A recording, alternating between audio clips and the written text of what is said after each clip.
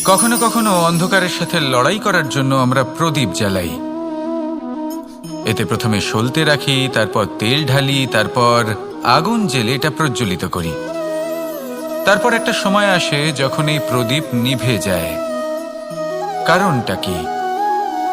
কারণ কি এটা যে প্রদীপের প্রকাশমান হওয়ার ক্ষমতা সমাপ্ত হয়েছে? না, এই যে আগুন আমরা দেখতে পাচ্ছি, এই আগুনের জন্য যে শক্তির প্রয়োজন হয় তা আসে এই তেল থেকে। যদি এই তেল সমাপ্ত হয়ে যায় তাহলে এই প্রকাশ তাও সমাপ্ত হয়ে যায়।